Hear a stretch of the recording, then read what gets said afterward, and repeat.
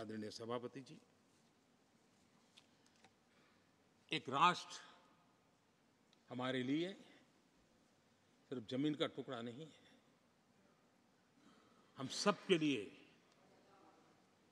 एक इकाई ऐसी है जो प्रेरणा देने वाली इकाई है। जैसे शरीर होता है, शरीर में जैसे अंगांगी भाव होता है, अगर पैर में कांटा लगे तो पैर ये नहीं कहता है, हाथ कभी नहीं सोचता है कि मुझे क्या, पैर को कांटा लगा है, पैर पैर का काम करेगा। पल भर में हाथ पैर के पास पहुंच जाता है, कांटा निकालता है। कांटा पैर को लगता है, आंख ये नहीं कहती कि आंसू मैं क्यों बहाऊं, आंसू आंख से निकलते हैं। हिंदुस्तान के किसी भी कोने में दर्द हो तो पीड़ा सबको होनी चाहिए। अगर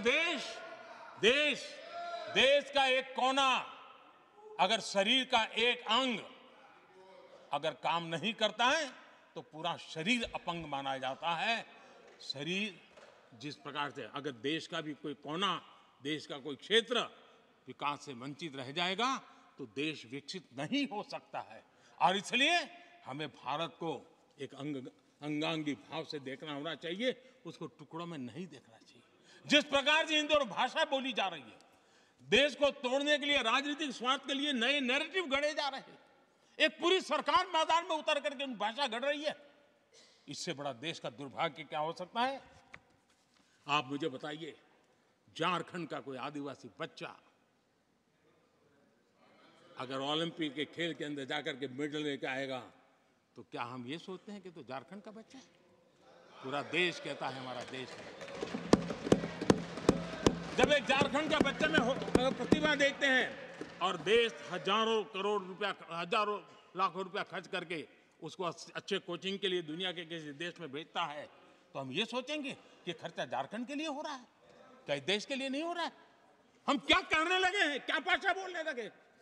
इस देश का गौरव, हमारे यहां वैक्सीन, देश के करोड़ों लोगों को वैक्सीन का, हम ये कहेंगे वैक्सीन तो उस कोने में बनी थी इसलिए हक उनका है, देश को नहीं मिल सकती? कैसा सोच सकते हैं? क्या वैक्सीन उस शहर में बनी थी इसलिए देश के और भागों को इसका लाभ नहीं मिलेगा, ये सोचेंगे क्या? क्या सोच बन गई है? और एक राष्ट्रीय दल के अंदर से ऐसे विचार है, ये बहुत बहुत दुखद की बात है। मैं पूछना चाहता हूं आदरणीय सभापति जी, क्या अगर हिमालय कल कहना शुरू कर दें, हिमालय कल बोलना शुरू कर दें कि नदियां मेरे यहां से बहती हैं, मैं तुम्हें पानी नहीं दे दूंगा, पानी का अधिकार मेरा है, देश का क्या होगा? देश कहां जाकर के रुकेगा? अगर जिन राज्यों में कोयला है वो कह दें कोयला नहीं मिलेगा, ये हमारी संपत्ति है, जाओ तुम अंधेरे में गुजारा करो, देश कैसे चलेगा? आदरणीय सभापति जी, ऑक्सीजन, कोविड के समय हमारे यहां ऑक्सीजन की संभावनाएं, पूर्वी कार्य में जो उद्योग है उसके साथ देश के पूरे देश को ऑक्सीजन की जरूरत थी। अगर उस समय पूरब के लोग कह करके बैठ जाते ऑक्सीजन को हम नहीं दे सकते, हमारे लोगों की जरूरत है, देश को कुछ नहीं मिलेगा, क्या होता देश का? उन्होंने संकट झेल करके भी देश को ऑक्सीजन पहुंचाया। देश के अंदर ये भाव तोड़ने का क्या प्रयास हो रहा है? क्या इस प्रकार से देश को, हमारा टैक्स, हमारे मनी किस भाषा में बोला जा रहा है? ये देश के भविष्य के लिए नया खतरा पैदा करने वाली बात है।